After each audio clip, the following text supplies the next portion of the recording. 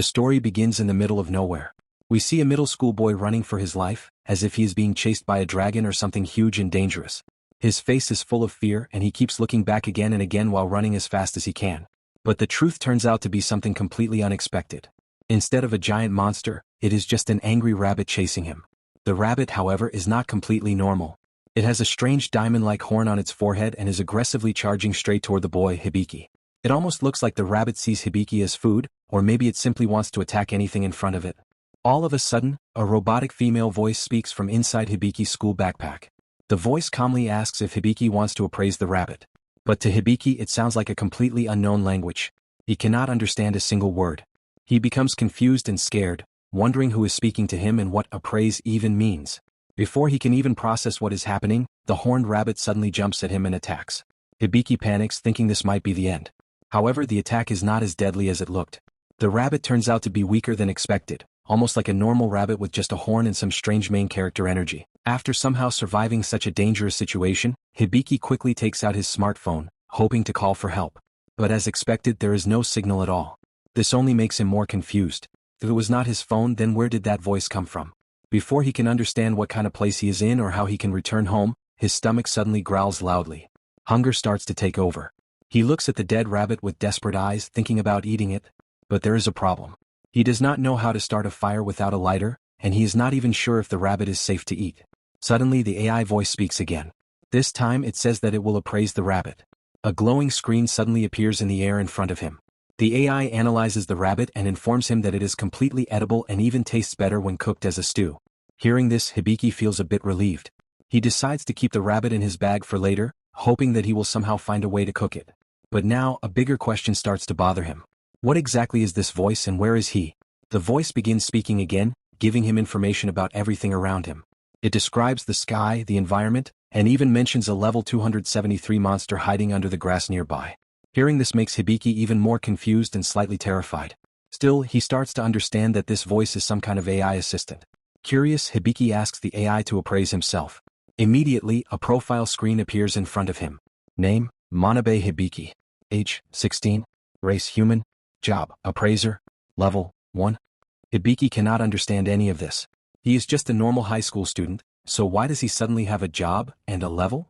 He asks the voice who it is, and the AI calmly replies that she is his AI status support system. Still confused but curious, Hibiki checks the skills section.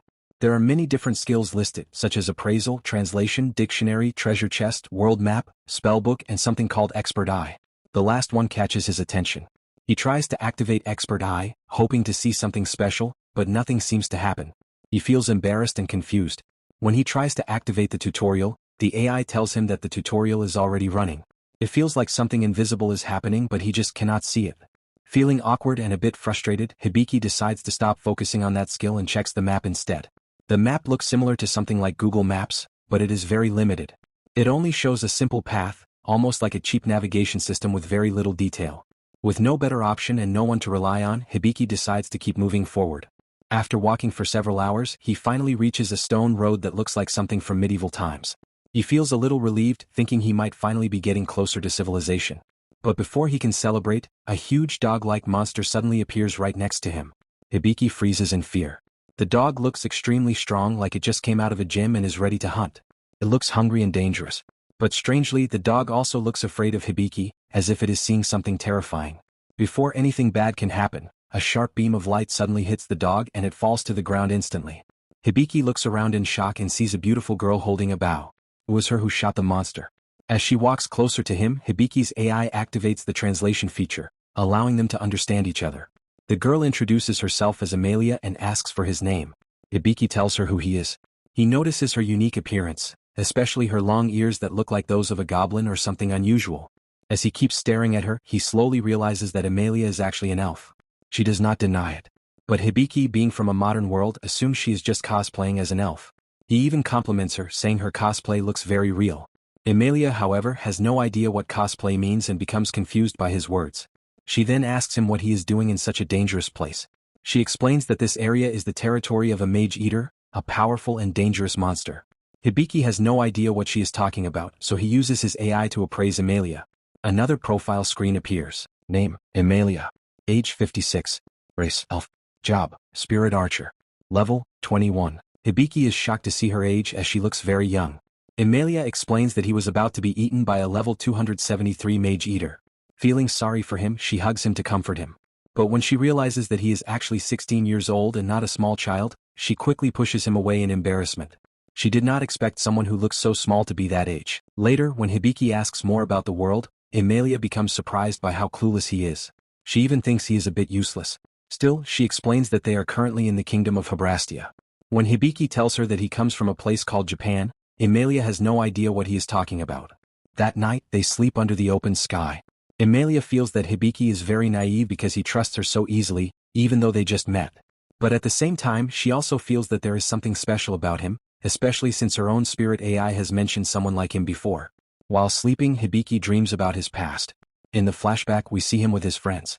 We learn that Hibiki has always been insecure about his short height, even though he is already 16 years old. Kyuko tries to comfort him by saying that he is still growing and has time. Amain also agrees and believes they will grow more in the future. However, his friend Taiki jokes that Hibiki is already fine as he is, especially since many older girls find him cute and attractive. Then Hibiki remembers the moment everything changed. It was the last day before summer break. He was about to enter his classroom, but as soon as he opened the door, a bright light suddenly appeared. A strange voice welcomed him to another world. The next thing he knew, he was standing alone in that empty grassland. Back in the present, Hibiki cannot sleep. As he looks around, he notices small glowing bubbles surrounding them. Curious, he uses his AI to appraise them. The AI explains that these are part of Emilia's skill. They are small, green, glowing insect-like spirits that act as an alarm system. Whenever they detect an intruder, they will immediately react. Hearing this, Hibiki finally understands that even while sleeping, Emilia has been protecting them the entire time. Now, he finally begins to understand that he might actually be stuck in this Isekai world and may never return back to his friends who might be worried about him. The thought slowly sinks into his mind, making him feel uneasy and a little scared. He starts wondering what his friends must be thinking and if they are searching for him. He quietly sits down on a rock and begins checking his own profile again to understand things better. The more he looks at it, the more confused he feels. The job part especially bothers him. He is just a teenager, so how can he already have a fixed role in this world? He questions the AI spirit about it. In response, the AI opens another window and explains that his role has been assigned to him by a god. It describes appraiser as a rare job with a rank of B. This job does not require Hibiki to fight or take part in battles. Instead, his role is to appraise, analyze and identify objects, creatures and anything within his line of sight. The next morning, Hibiki begins his journey with Emilia. Together, they start moving toward a nearby town called Lowell. While walking, Hibiki suddenly senses the presence of monsters nearby. This happens because of his world map skill. When Emilia notices this, she becomes shocked. She cannot believe that a newcomer like him already has a skill with a rarity of AAA. She even starts feeling a little jealous because such skills are extremely rare and valuable. However, Hibiki does not see it that way. To him, the skill feels almost useless. It only shows him his previous footsteps and warns him if there are monsters nearby. He does not understand why it is considered so special. But for Emilia, this skill is incredibly important. In a dangerous world where anyone can become prey at any moment, having such awareness can save lives. She knows that any smart adventurer would do anything to obtain a skill like that. But Hibiki does not even know what an adventurer is. The AI spirit explains that an adventurer is basically a contract worker who works for the Adventurers Guild.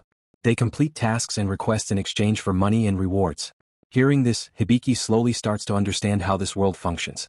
Using his AAA rarity skill again, Hibiki discovers a new type of creature nearby, a crystal horn rabbit.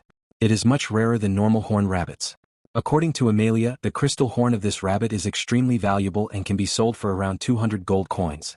These horns are used to create expensive items and materials. Soon, they find the crystal horn rabbit quietly eating grass. It looks harmless and physically weak, posing no real danger. However, it has a special skill called escape. The moment it senses danger, it runs away at incredible speed, making it very difficult to catch. To capture it without alerting it, Emilia uses her skills, sound cut and odor cut, so that the rabbit cannot hear her movements or smell her presence. At this moment, Hibiki begins to understand the true value of his role as an appraiser. Emilia realizes that he is very useful as a support. He can locate rare monsters and she can hunt them, allowing both of them to earn a lot of money. Because of this, she suggests forming a party with him. Without wasting any time, they prepare to catch the crystal horn rabbit. However, Hibiki becomes confused when he notices that Emilia does not have any arrows with her. That is when he learns something new. Emilia can create spirit arrows out of thin air. She does not need physical arrows at all. Using her power, she can attack from a distance easily. Unfortunately, just as she prepares to attack, the rabbit senses danger and activates its escape skill, quickly running away. Emilia becomes disappointed. She had used her strongest spirit arrow, but it was not enough. With her current abilities, she cannot catch such a fast creature. However, she then explains another strategy. These crystal horn rabbits are most vulnerable when they are attacking. During that moment they cannot use their escape skill. Hearing this, Hibiki finally understands what he needs to do. He agrees to act as a distraction so that Emilia can get a clear chance to attack. Since the rabbit is alone, they come up with a simple plan. They use edible leaves to lure it into a corner and create a mud wall to block its escape path. The rabbit becomes angry and focuses on Hibiki, who is standing there calmly, almost like he is enjoying a picnic. The moment the rabbit charges toward him, Emilia takes the opportunity and attacks at the perfect time. Finally, they manage to defeat the rabbit and obtain its rare crystal horn. Because Hibiki played an important role in finding the rabbit, planning the strategy and even risking himself as bait, he begins to level up, marking his first real progress in this new world. Meanwhile, back in town at the Adventurers Guild, a girl named Yvel completes her registration as an adventurer. She looks calm on the outside, but it is clear that she has a purpose. As Hibiki and Emilia arrive in the town, Emilia quickly notices that his school uniform looks completely out of place.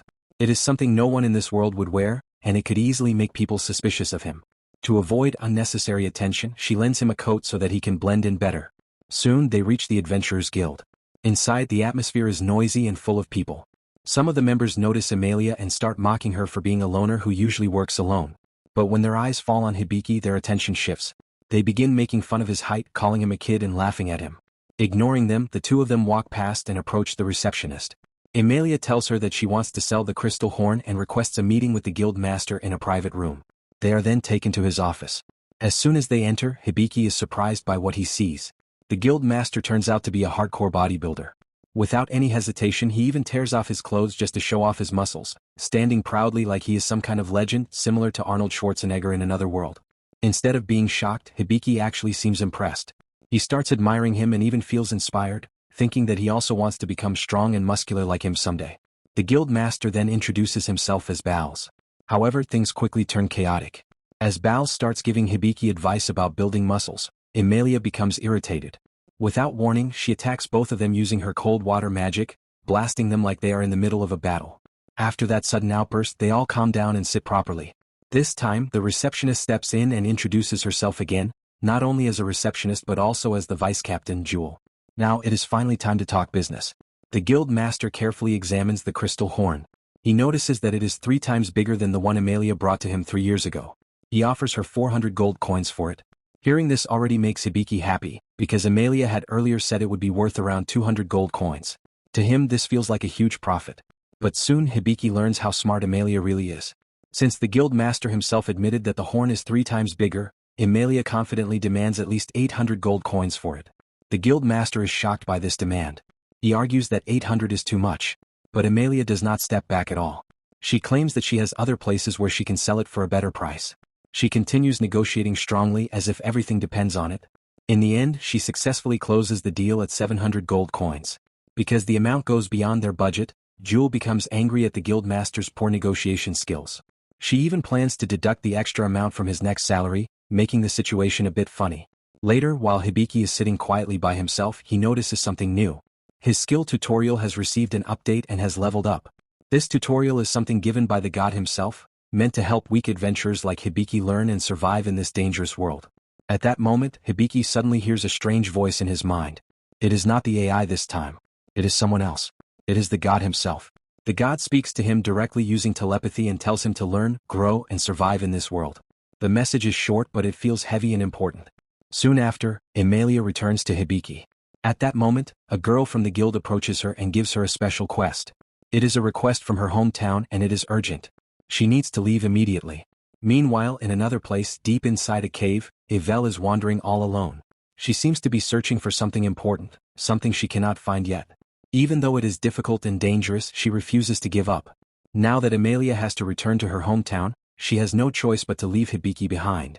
She feels worried about him, knowing that he is still inexperienced and weak. To make sure he is safe, she asks Jewel to keep an eye on him. She also allows Hibiki to stay at the place where she was living. Before leaving, she gives him a small map that leads to the Smiling Goodness Inn and tells him to meet Tanya there. As Emilia rushes out of town, she suddenly bumps into another girl. That girl turns out to be Yvel.